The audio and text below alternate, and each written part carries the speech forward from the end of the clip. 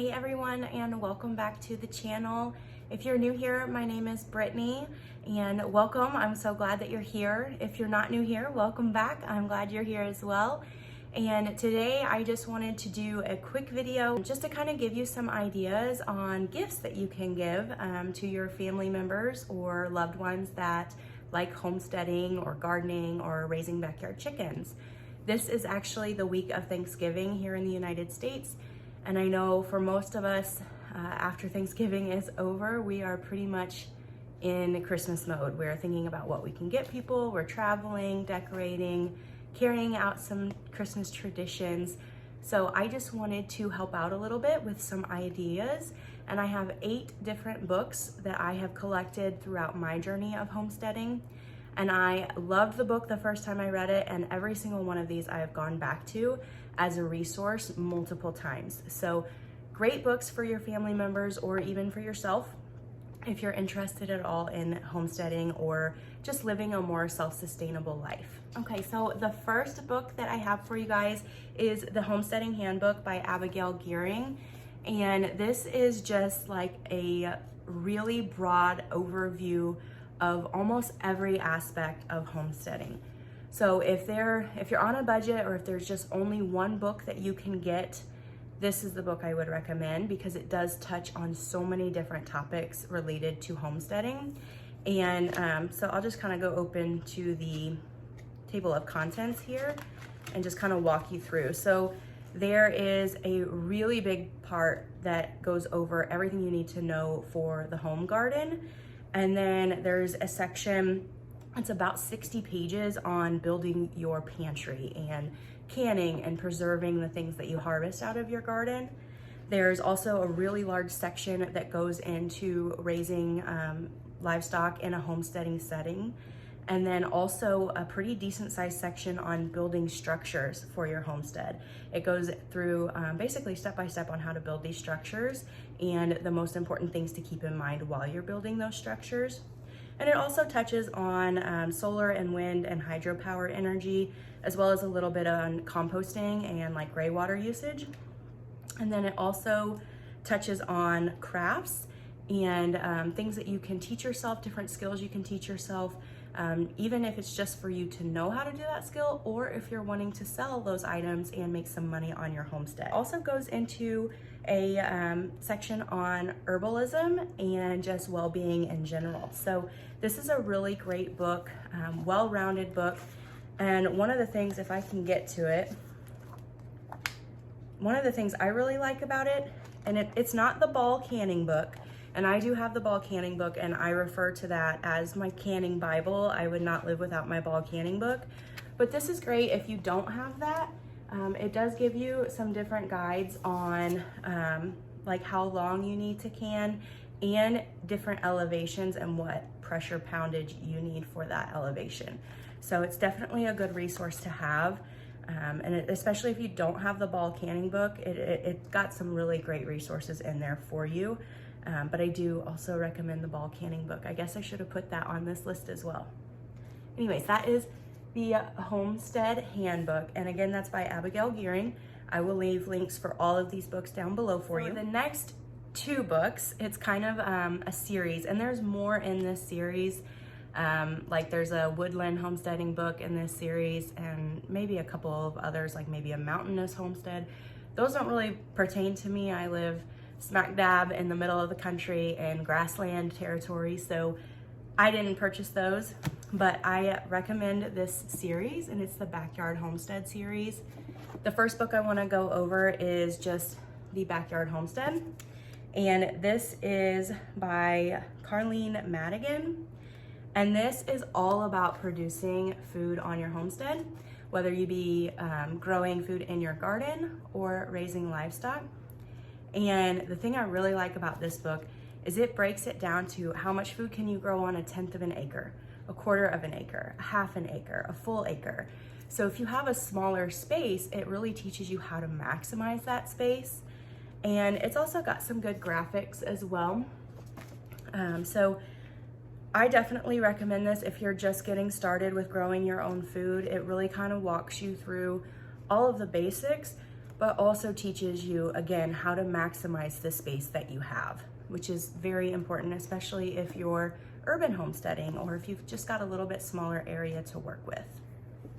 And then the companion that I have is the Backyard Homestead Guide to Raising Farm Animals. Now, for those of you who don't know, I actually do have a bachelor's degree in animal science from the University of Missouri, and my emphasis was livestock production. I primarily focused on swine production and dairy production. So I do have a formal education in raising livestock, and it's a little bit different. My education was more on the commercial side of things and kind of the mainstream way of doing things, which homesteading is not that. And I have moved away from the commercial way of doing things. I don't want to talk negatively about an industry that I was in for quite a long time. I did manage a commercial farm for a little while, worked on a couple of different commercial farms actually. But I moved away from that. We'll just leave it at that. I moved away from that. I found a better way of doing things for me. And I really like the homesteading way of doing things.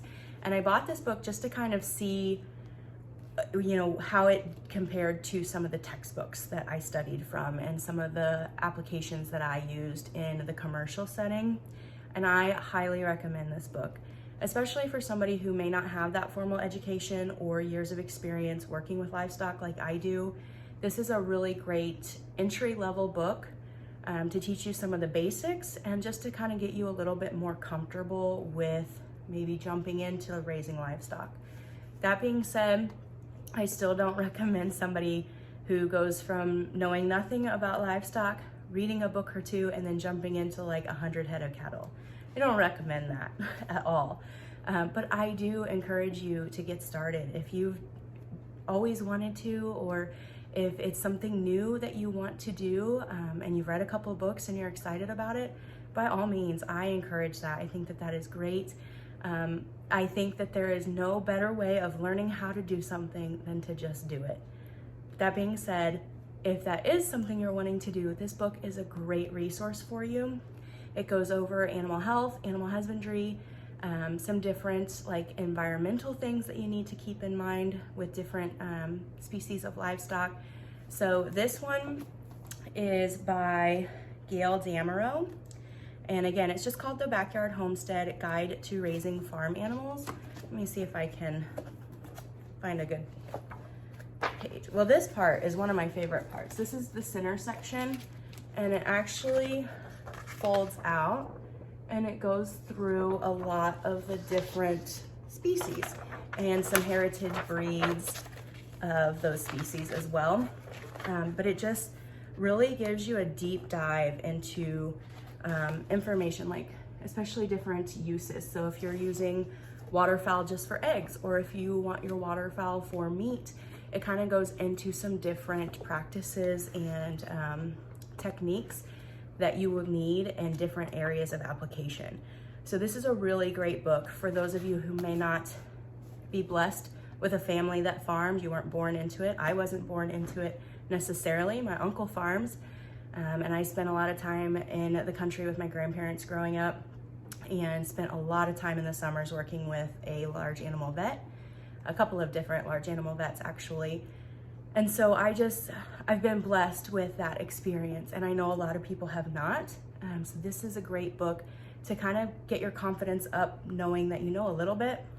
But I can tell you, you're just gonna have to learn by doing, especially with raising animals.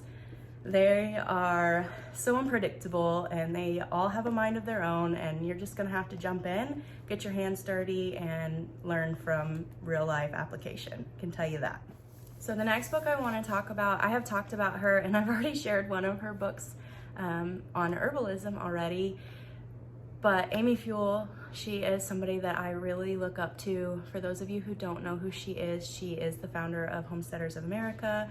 She's a blogger, a photographer, an entrepreneur, a mom, a homesteader. She wears so many hats, but I have followed her I don't know exactly when I started following her, somewhere around 2016, 2017, and I've just really enjoyed learning from her. Number one, she is a wealth of knowledge in certain areas, especially herbalism, but I've also just really loved watching her grow.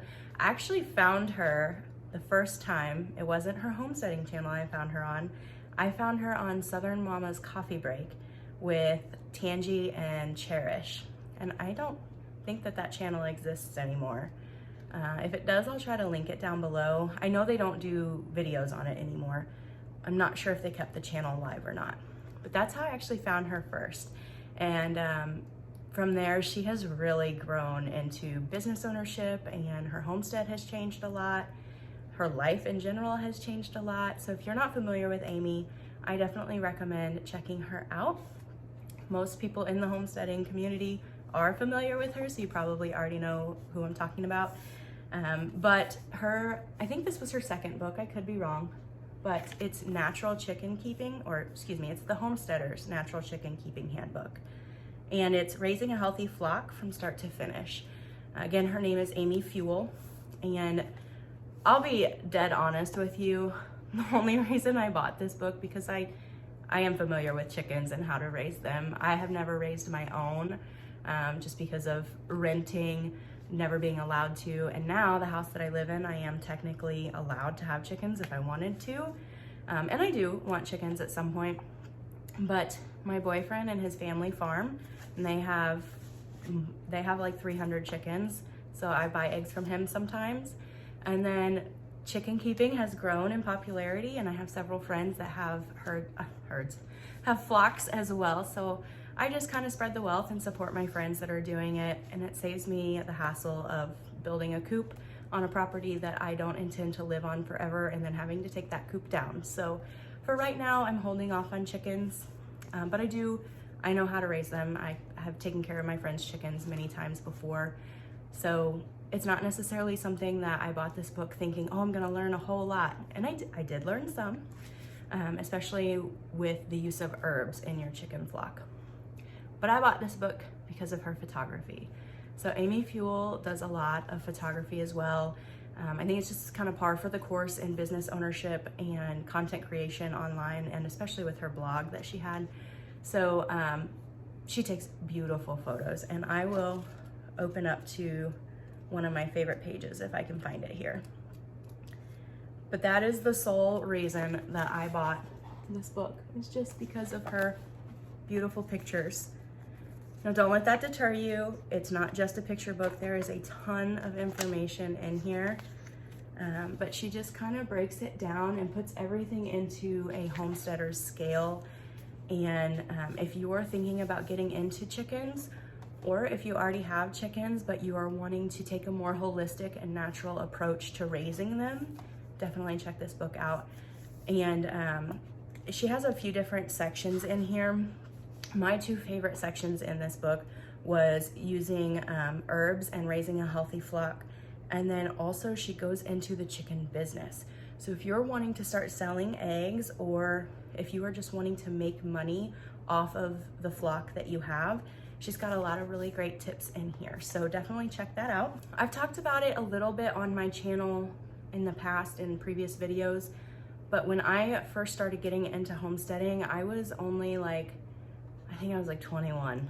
Most 21-year-olds are not sitting at home reading books about raising chickens, but I was. And most 21-year-olds are not trying to teach themselves how to grow food, but I was. And what I wanted to do is just learn everything possible. So I found myself watching a lot of YouTube videos at night, and some of the channels that I very first was exposed to, I guess, when I was getting into this homesteading kind of community, which I guess it is a community. A lot of us have become friends through YouTube and watching each other's channels, and that's probably my favorite part of all of it. But a couple of the channels that I first started watching, I watched Amy Fuel, which we've already talked about, but Roots and Refuge Farm, and most everybody is very, very familiar with Jessica and Jeremiah now. Feels weird saying Jessica, but Jess and Jeremiah. I've never met them. I would so love to go to one of the conferences and meet them, but I started following them back before their channel was even big. They had a very small channel in like 2017, 2018, somewhere in there is when I started watching them, and they have just grown. I think they have like 500,000 subscribers or something like that now. But I have loved watching her journey. And the reason I first started watching her is because I wanted to know all of the things when it came to gardening. I wanted to know everything. And she knew a lot more than I did when I first started. And most of what I have learned in gardening came from her. So if you hear me in my gardening videos or my seed starting videos talking about what I'm doing, most likely it came from her. And I've just really loved watching her grow. And a couple of years ago, she wrote a book for the first time gardener. Now, when this book came out, I was not the first time gardener. I had been gardening for about 8 years at this point. I probably already knew 95% of what she put in this book just because I have followed her for so many years. But I had to have this book. So this is the First Time Gardener Growing Vegetables. It is by Jessica Sowards, and kind of like Amy's book, the reason I bought this is for the pictures, which I did read it, and I got a little bit of information out of it that I hadn't already heard from her or hadn't already learned just by years and years of doing. So it's a great resource if you're a brand new gardener. Like if I would have had this in 2014 when I started gardening, maybe my first garden wouldn't have failed like it did. This is a phenomenal book for a brand new gardener. But let me see if I can get to some. She takes extraordinary pictures, and that's really the reason that I got this book, so that I could geek out on her harvest pictures. But there's a ton of information on different methods of growing, knowing your frost tolerances on different plants. If you are a first-time gardener, this is the book for you. You will not need any other book for your first, I don't know, like 5 years of gardening. You can probably get everything you need to know out of this book. It's a phenomenal resource. And like I said, even reading it as a gardener who had been gardening for 8-9 years by the time this came out, I still learned some things out of it. She still mentioned some things I had not heard her say before, not heard anybody else say before. So it's a phenomenal book. Highly, highly recommend it. Also, if you're not already following her, you should be. If you enjoy gardening, she has so many videos. I can't even tell you how many videos she has, hundreds probably, on gardening and different tips and tricks. And one of her like most popular videos was growing lettuce throughout the winter. And she just used like a Rubbermaid or a Sterilite clear tote and kind of used it as like a greenhouse. And I ended up doing that when I was living in an apartment, and it was a way that I could have homegrown lettuce all winter long from my balcony. And I didn't have a giant farm. I didn't have acres that I could plant on, but I had a balcony, and that was a way that I could grow food. So you'll find a lot of videos on making the most of what you have available to you. And her content has changed a lot as her channel has grown. But all of her old videos are still on there. So if you're a new gardener, highly recommend checking her out. So I feel a little bit like I'm just telling you about all of my favorite homesteaders on YouTube, but another channel that I watch, and I'm sure even if you weren't familiar with the last two, I'm sure you'll be familiar with this one. It's Justin Rhodes, and he and his wife Rebecca have just built an incredible community. And they have now a streaming platform, which I will link below for you. It's called Abundance Plus. If you're not a member, I definitely recommend you checking it out because it's basically the homesteader's Netflix. It's all homesteading, gardening, regenerative and sustainable agriculture videos, all kinds of resources. I can't even get into all the details on it. They do a better job. I'll link a video of them explaining that. But I am a member. I've been a member since it first came out, and I will never not be a member. I love Abundance Plus. But when I found out that he wrote a book, of course I had to get that too. So The Rooted Life is his book. And a lot of these books are, like I said, I get them for the pictures, not necessarily all of the content, because I have been doing this for so long and I've been following all these channels. So I kind of know some of the stuff that they're gonna say because they've said it in their videos. But the pictures, they're just so inspiring. And these would make great books to sit out on your coffee table. And I have had several people come over to my house and just start flipping through these books. And that's how you sucker them in, I'm telling you. You put one of these homesteading books out on your table, and the people that maybe used to make fun of you for, you know, growing your own garden and canning your food, they're looking through these books and now they're like, oh, I want to do that. So I'm just saying, you can sucker people in that way. I have done it. But this book has a ton of pictures that are just beautiful and inspiring. And they live in North Carolina in the mountains, and they have a really beautiful property, and they garden and they raise meat. But the thing that I really love about Justin and Rebecca is they are huge on community.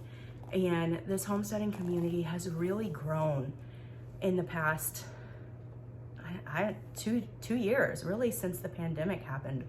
It has exploded. And it's been so fun to watch that, and people that maybe had never even heard of homesteading prior to 2020 are now buying property and jumping right in.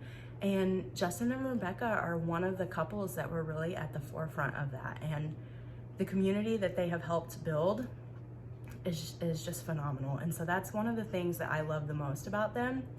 But I also really love how involved they get their children in just daily chores. And you know, most of the time Justin has Henry strapped on his back, and he's doing chores. And I just love how tight-knit their family is. And so it's a channel that I really love watching.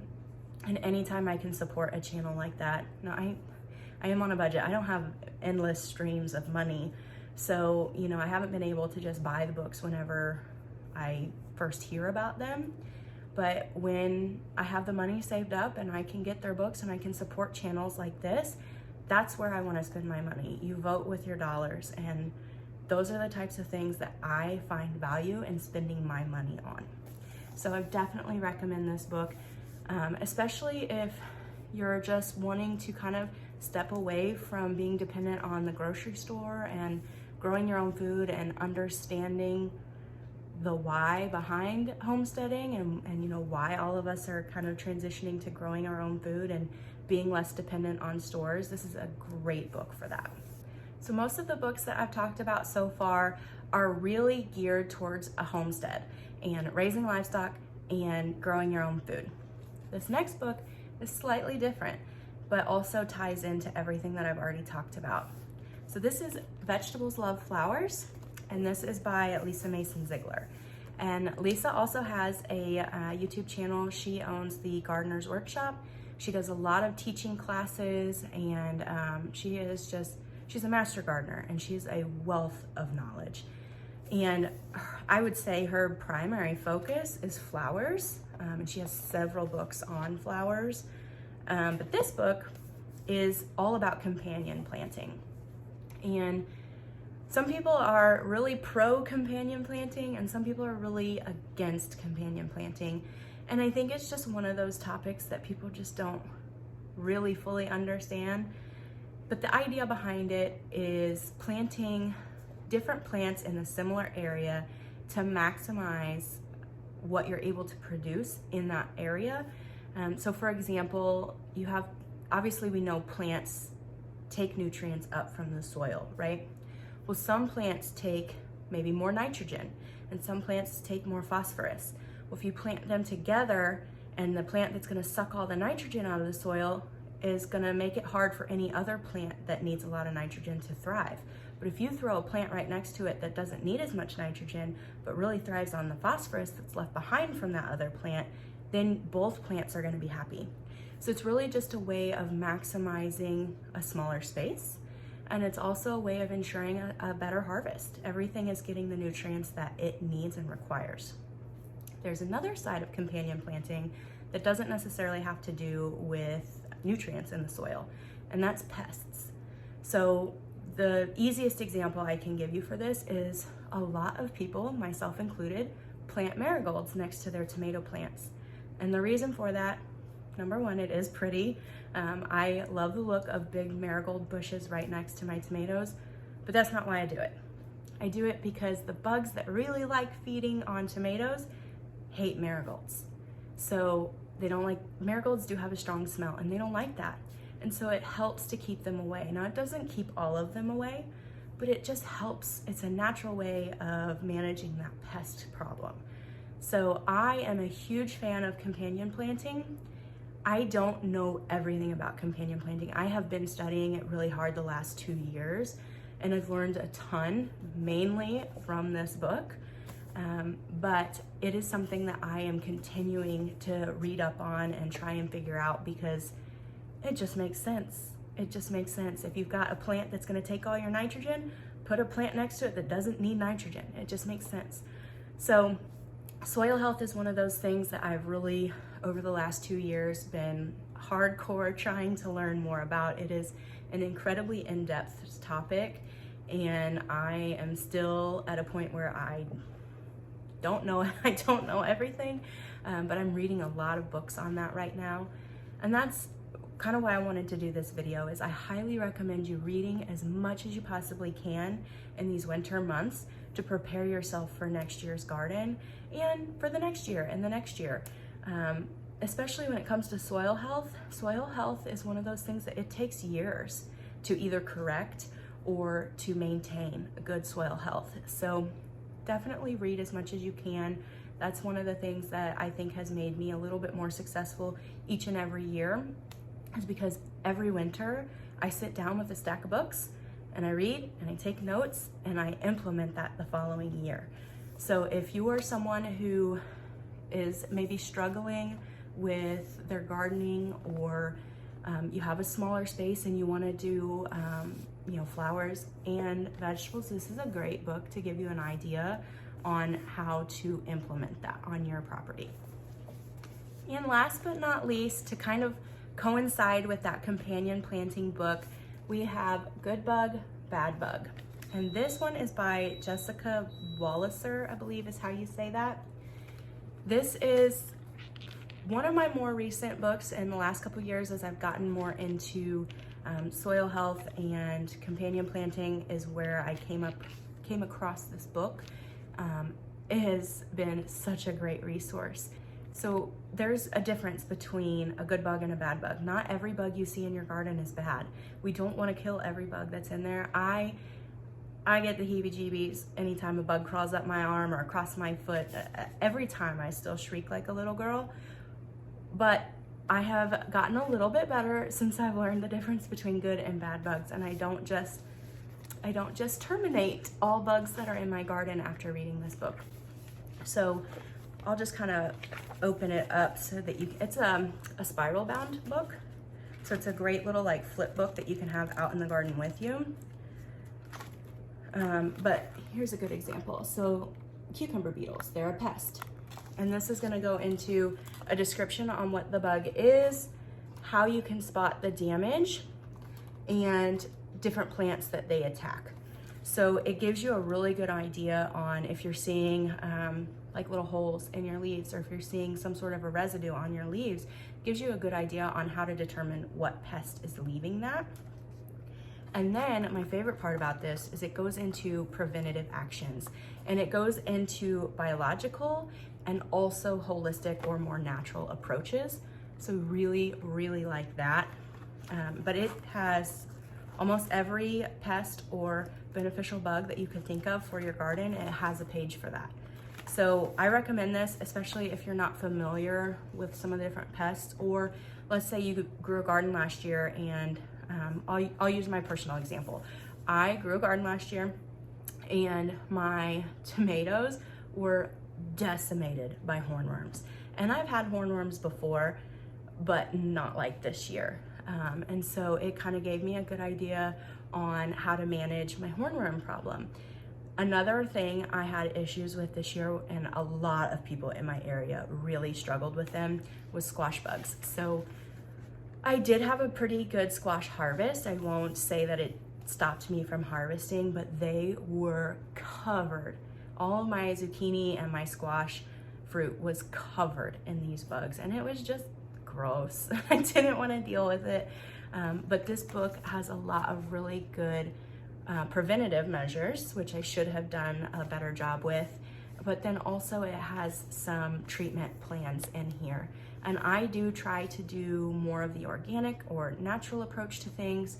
And I love that this book includes those, not just the biological, because you can always go out and get an herbicide or a pesticide and throw that on there. But for me and my reasoning for growing my own food, that defeats the purpose. So I really love that this book takes that into account. So that is my final book on our list here today. I hope that you found some value in this video. If you have any questions, please let me know.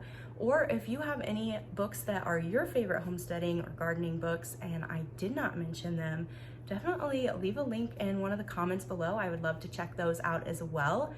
And otherwise, I am gonna go ahead and get to the rest of my day. I do have a few more things in store for you guys this week that I need to work on, but I will catch you in the next video. Oh, and I forgot to say this, if you're in the United States, I hope you have a very happy Thanksgiving, or just a couple days before the holiday here. So I wanna make sure that I wish everybody a happy Thanksgiving, and I hope that you have a truly blessed day, and I will see you in the next video.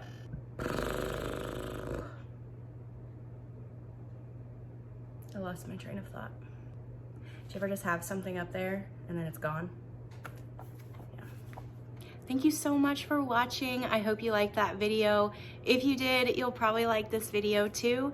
I'll also link a few things down in the description box for you and hope that you'll check those out. I'd love to hear from you guys. If you want to drop a comment or send me an email, I have really loved reading some of the emails that I've gotten from my subscribers over the last few weeks, and getting to know you and build that community is really one of the biggest reasons I started this channel in the first place.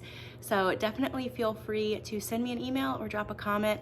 I did leave all of my information on how to get in touch with me in the description box for you below. And one of the ways that you can support my channel the most is just by sharing it on your social media accounts. So it doesn't cost you anything, and it really does help me to grow my channel. And I do make just a little bit of money off of my channel through some affiliate links, and then I am working towards monetizing with YouTube as well. So it would really mean a lot to me to have your support, and it helps me to grow my homestead and to grow my channel and do more fun things with you guys. So if you would share my videos, I would greatly appreciate it. And until next time, thank you so much for watching, and we'll catch you in the next video.